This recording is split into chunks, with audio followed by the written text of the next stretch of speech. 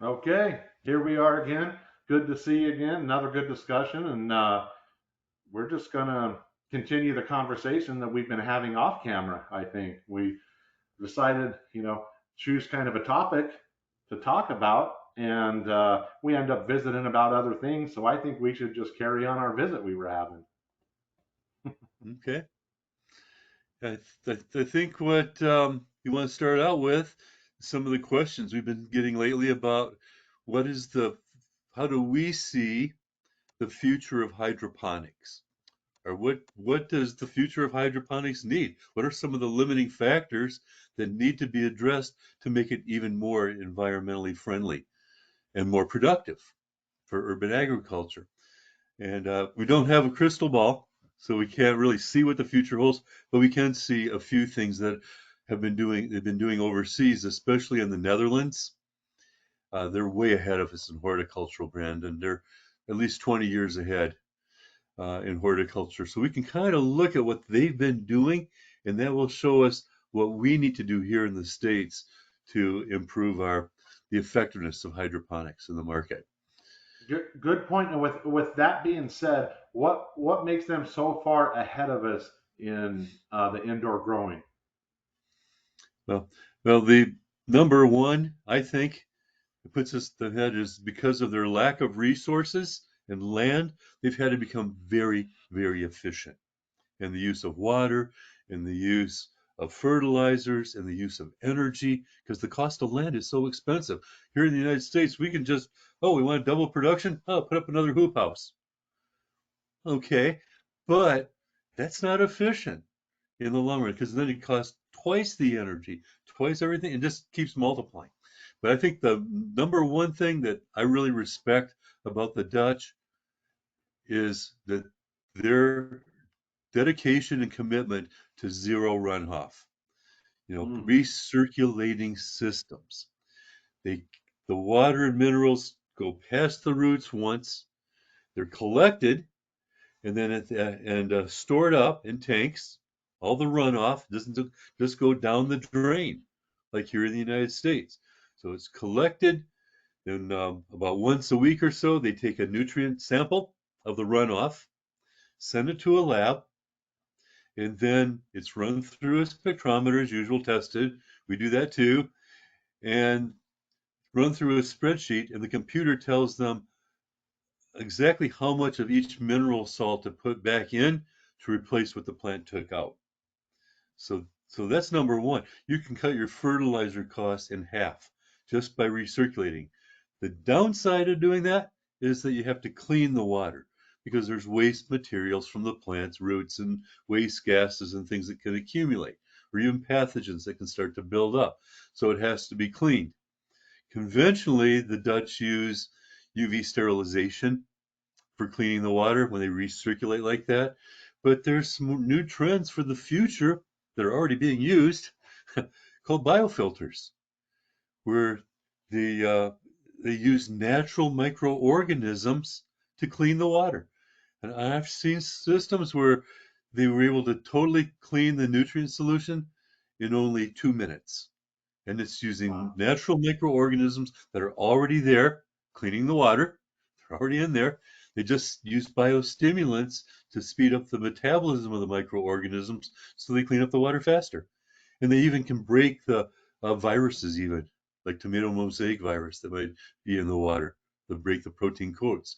So I think that's one of the huge areas for the future is just moving from drain to waste to recirculating systems. That much alone is going to help protect the environment and help us be more competitive in the use of water and natural resources. So that's a great point. One of the big futures, or coming down the road, I think, are more biostimulants. More biological factors, and things that work in nature that we don't have to rely so much on these natural resources we use for nutrients. And in the business and profession I'm in, a lot of these resources, they won't last forever. It's a natural resource. A lot of the resources we use for nutrients and fertilizers are also byproducts of other industries. And as these other industries shrink, our nutrient source is going to get smaller, smaller, and tighter and tighter. And we need to learn to be efficient. We need to learn to be able to think ahead when we don't have options just to order anything we need on the internet, or go to the store and and buy the nutrients we need. We're really going to have to get creative in some areas, but I know we'll do it. I know we'll do it.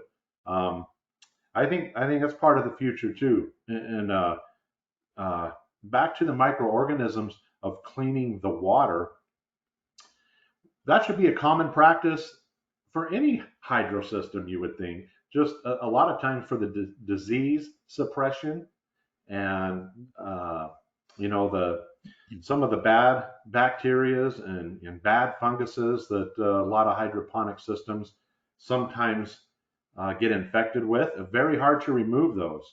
I know. Yeah. I know. I spent a lot of time with you on the phone with customers that have had really, really bad microbial infections in their system, and we couldn't fix it. We couldn't get rid of it. There was nothing we can do. We had to start over. Yeah.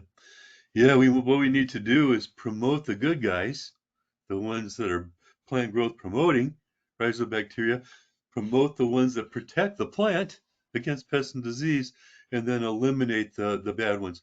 In the biofilters, I actually did a whole tour in the Netherlands just to look at the applications for biofilters instead of UV that work at room temperature. And they were even reducing E. coli, things like that. They purposely infect the experiments with E. coli higher than you'd ever see in reality, and it came out on the other end zero. Hmm. So we can eliminate a lot of those pathogens pretty easily just by working with nature. Now in this case, it was improving the oxygen. How that worked in the biofilters, try to just describe it because I don't have a picture, but think of a above ground swimming pool, right? And they had lava grains in it, little lava particles, just kind of filled that up, and then they would fill it with full of water, the runoff water, but they had air, PVC pipes underneath that was blowing air in there. So it was continually aerating and turning over the lava grains. So as the microorganisms were, and then they added, they dosed a very small amount of organic biostimulants with the runoff water. So the microorganisms were thriving on the lava grains with the extra oxygen, and they were producing enzymes as they developed that broke down organic matter into simpler things that were actually good for plants. And also, some of those enzymes, like proteases, that break down proteins, they would literally break the protein coat of a virus. The virus has a protein coat. So it's not killing the virus, but if you break the protein coat, it can't spread. It can't infect the plants. So it had an effect against viruses, against pathogens, because most of the pathogens are anaerobic. They grow in stagnant water without air, right? So with that highly oxygenated microbial communities, um, it was very effective at cleaning the water at room temperature too. Very sustainable. Lava grains are not a resource that we're ever going to run out of. And if we do, we run out of the surface of the earth. You know, so so yes, there's so recirculating systems alone, and we're not even the universities that I've visited that have hydroponics. It's drained to waste, and I haven't gone to one farm yet, hydroponic farm in this country that's not drained to waste. So yeah, there's way to improve drain to waste as well. It's and you can do more precision. Like, I guess that's the other part here. We already started in hydroponics with computer environmental controls, but the Dutch have taken that to a whole new level in their Dutch greenhouses and their computer control systems. They actually have, I saw it, and almost 20 years ago. I visited a trade show in the Netherlands, and they had not just checking pH and EC like we do. They had probes for individual elements. So they, Oh, in wow. real time, they could see what the plant's taking up and what's it's leaving behind. And that data alone is a way to precisely meet the needs of the plants in a reproducible way. Wow. I mean, and I talked to them about that. I said, wow, first time I've seen this. And they said, oh, you're in the United States? I said, we don't even have that technology in the United States yet. Don't even offer it in our country. And it wasn't because they're trying to keep it from us. It's because we wouldn't we weren't using it. We wouldn't even use something close to that. So that's key that we were able to manage the root zone more effectively, the root zone temperature more effectively, precisely for cellular metabolism, uptake of nutrients. Um, oh, and they actually had photosensors in the greenhouses that measured Wow. the accumulates sunlight every 10 minutes. And Wow. as the became more intense sunlight, the computer would automatically adjust the CO2 levels for that particular environment to maximize photosynthesis of the plant. Um, and then they would keep track of every 10 minutes the total accumulated sunlight for the day, and the computer would adjust the nighttime temperature according to how much light the plants received the previous day. So they That could is control the incredible. internodal length of the plant and put more into fruit and flower production and less wasted. If you have a cold, overcast day, then you can have cooler temperatures at night because there's not enough stored carbohydrates. If it's a bright, sunny day, they raise the temperatures at night so they can have more cellular respiration. Those are just things that are being done and have been being done for many, many years. And even the computer controls I've seen in this country, it's the same one. I've seen the Dutch computer controls, same ones, at Michigan State University, and they were just using it as a thermostat. That was it. It was like setting the temperature. There's so much more capabilities, and maybe with artificial intelligence in the future, we can take that to another level. But every time we make those improvements, not only do we get more quality and yield, we reduce our inputs, and we improve the efficiency of the electricity that we're using, Good point. the associated light. When they were testing the sunlight, as the sun started going down at the end of the day, uh, at a certain level, the lights would come on, and they knew automatically by the computer. So, and also they could change I would say tomatoes, for example, as the sunlight was going down and the lights came on. What they would do is they would adjust very quickly, lower the temperatures to the target nighttime temperature for that previous day's light, and the leaves cool down faster than the fruit. So all the sugars and nutrients went to the fruit instead of to the leaves. At the end of the day, very quickly, while there's still warmth from metabolism and the fruit would get larger, they'd ripen up better. So, and this is things that are already being done in the last 20 years. But how much of that are we doing here? Yeah, that's incredible to hear you talk about this stuff. I mean, 20 years ago, that's going on. What's holding us back? I understand, you know, our access to water is very great here, and so a lot of times we don't look at that as a natural resource, but it is. And you know, what what needs to happen for us to use the technology to become more precise, to become more conservative on how much of everything we use? This sounds incredible. I'd love to Yeah. go see that myself. Oh, yeah. Every time I go over there for a tour, it's like I'm in a time machine going to the future. It's it is, and it's. I mean, you have to see it. I can't even describe it in words because it's not just the fact that they're able to do this, but the scope of what they're doing, the size of those greenhouses, and the efficiency. The first time I visited the Netherlands, I visited the agricultural schools that were teaching hydroponics over there. One of the things that they do that's different than our educational system is there's more cooperation between education and industry. So they had a lot of little mini classes, just maybe on pumps a class that you could take on learning everything there is about water pressure and pumps for fertigation. And someone could come in there, take that, get certified, and then use with that new skill, they could get a new job, or they could get a raise because they're able to, and they learned how to do it. Here in the United States, and we've learned a lot by trial and error, especially when it comes to hydroponics, and that's a shame. Uh, I will say this though, one of the things that drove the recirculating systems and zero runoff was environmental concern. And remember, the Netherlands is below sea level. Okay, they when they're running the nutrient solution, it goes into the ditches and then it flows, and this was a contaminant because the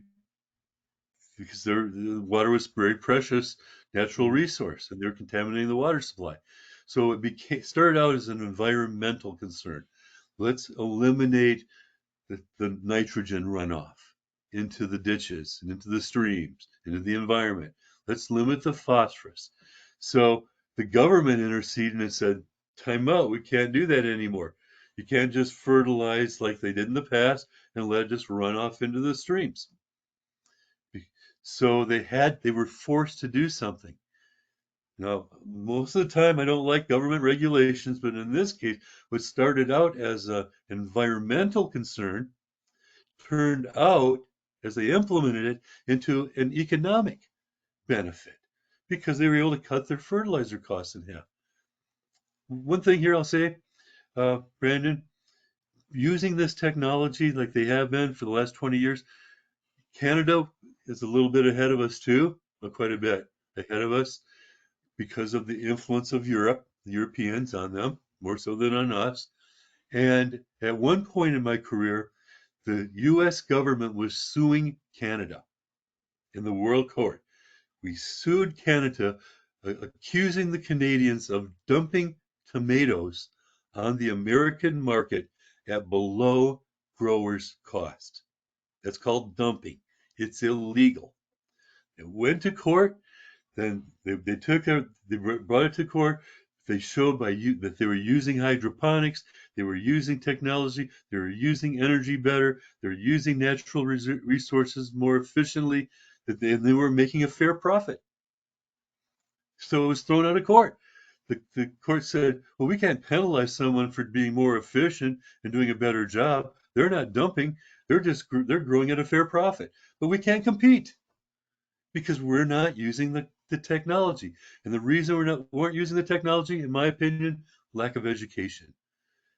Michigan State University, not even one hydroponic teaching greenhouse. University of Ohio, 0. University of Wisconsin, 0. We have a technology gap, and we haven't been humble enough to realize that and say we have to do this better. We have to protect the environment and conserve our natural resources. So maybe it has to be government regulation, but I hate to see it because you know where that goes. Sometimes they're not following logic and they're not keeping up with the technology. This And is that happens. incredible information. This is incredible information. And I think it goes back to the opinion I brought up earlier when the resources we're so used to just grabbing and using start getting depleted and harder to find. And I guess it won't be until that time comes that we really have to take on this advanced technology and um, that's just incredible. What you just said, I can't believe it. I can't believe we haven't had this conversation much in detail before. Very, very Yeah. interesting.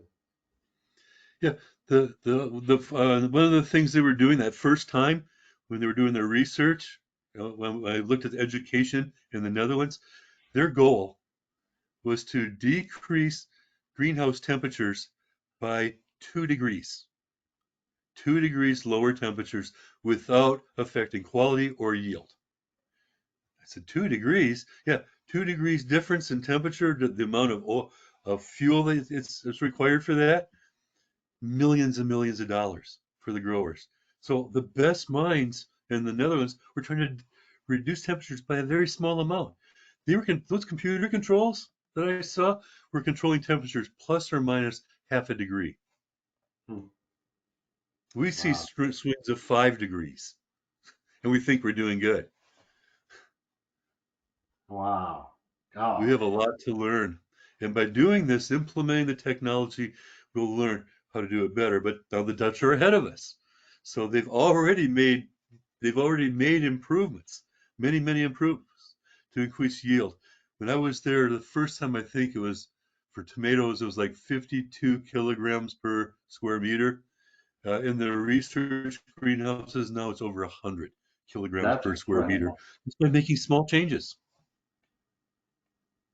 Wow, that is incredible. So I think the first thing that needs to happen here, just listening to you tell these experiences and sharing what you've seen, it sounds like yeah, that drain to waste, that has to go away to start utilizing some of this more. We're probably just so stuck in our ways of how to do it that we haven't had to expand our operations and how we do things, and it's just the same old, the drain to waste. And I honestly believe a lot of the problems we have in our waters around us, the all the algae blooms and the contamination and all that stuff is very much related to agriculture, very much Mhm. related to agriculture.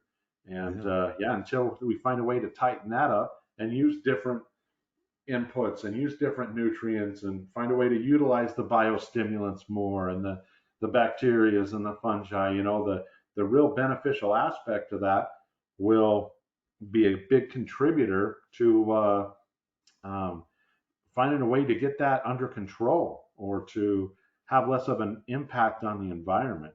And Mm. yeah, I'm just in awe of some of the stuff you said today. That's amazing. It just I've never had that perspective. Like you've laid that out beautiful. That's unbelievable. Yeah.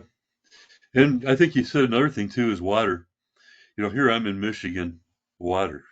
We're Great Lakes. We're just surrounded by most of the fresh water in the world. So it's not really a limiting thing. But I've been out west too.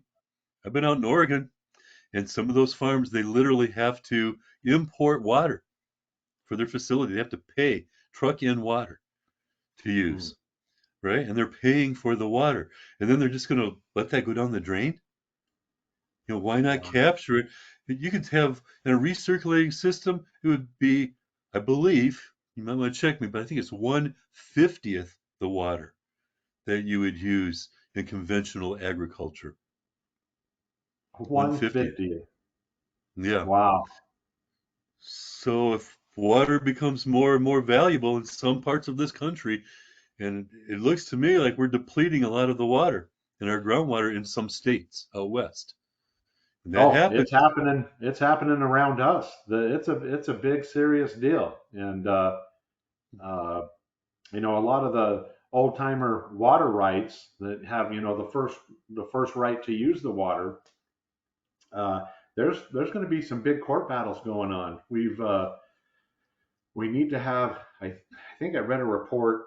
Um, we had a very good snowpack this year and around our mountain states. It was a very good Mhm. winter. But I heard reports we need to have like 18 years of that to catch back up to the period Oh, that wow. it was before we started pumping groundwater.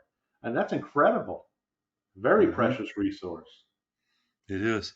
If I'm going to predict the future, I think, there's wars fought over oil. In the future, it may be wars fought over water. I hope not, but I don't like to predict any war. But if there, it will be significant enough that human beings will consider it, well, it is essential for life. And if it's essential for life, you got to have it. Yeah. Yeah. So here's some ways. Now the Dutch, again, because of their environment, they literally monitor the water that they're pumping from the wells.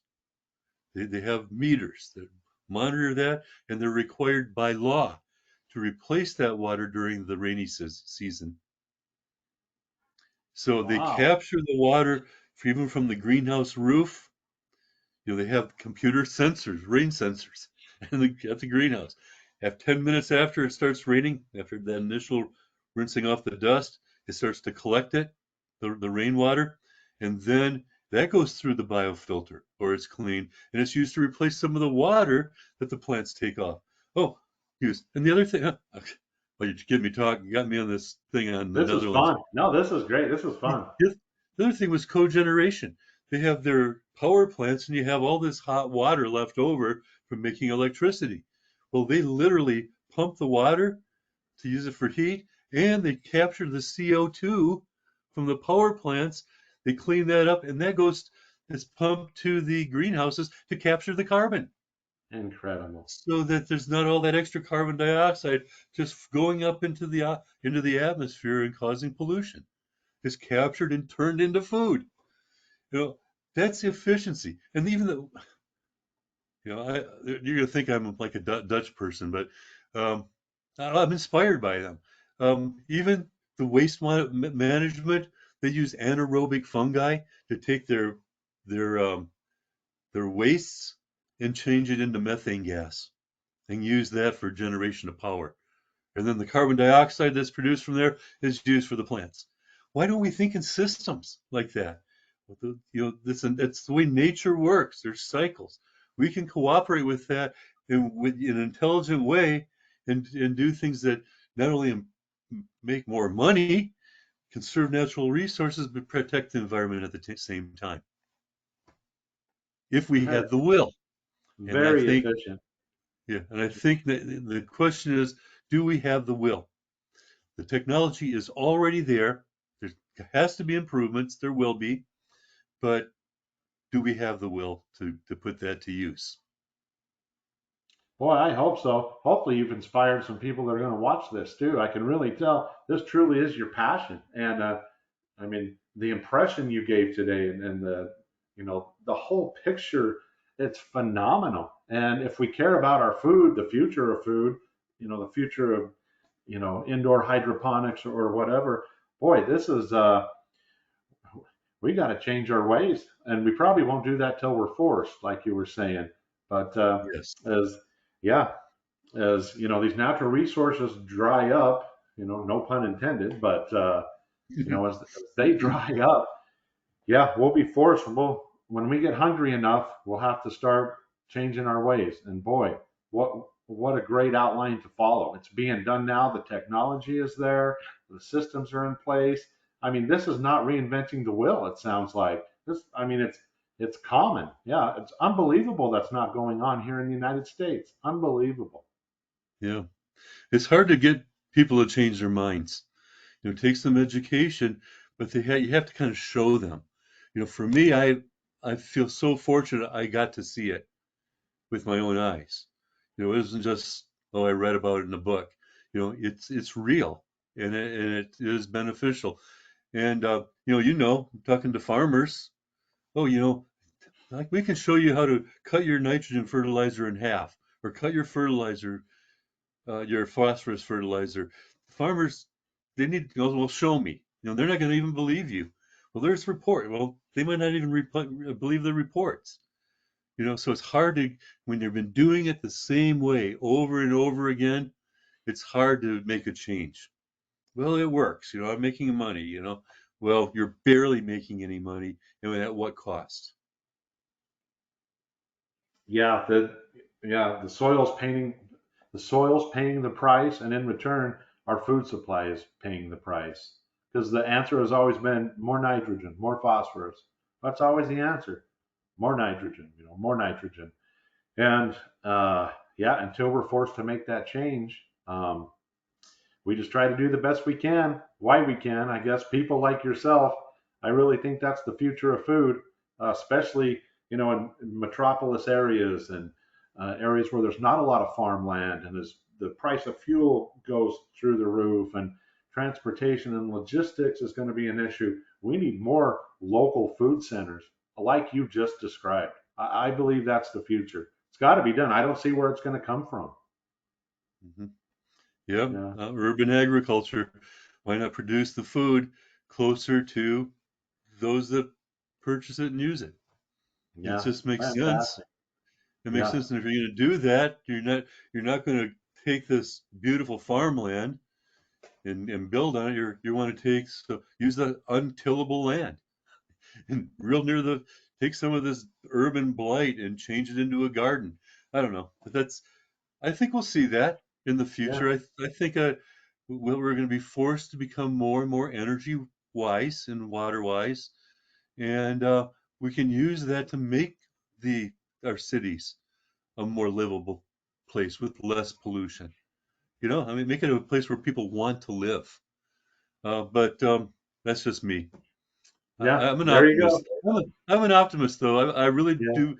I've always believed that things are going to get better as we use technology, as long as we're motivated in the right direction. As long as we realize that we have to work with nature, that we're part of nature, we're not separate.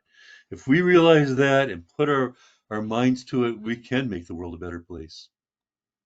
Yeah. We could have had the same conversation 20 years ago, it sounds, Yeah. 20 years ago. And there you go, ladies and gentlemen. Harley Smith preaching the word for over 20 years. Nothing's changed. Yeah. What's We'll go- get there. what is my life all about? I'm preaching the good news, and people are saying, "Are just keeping on walking over the cliff." Well, it's the story of the world, right?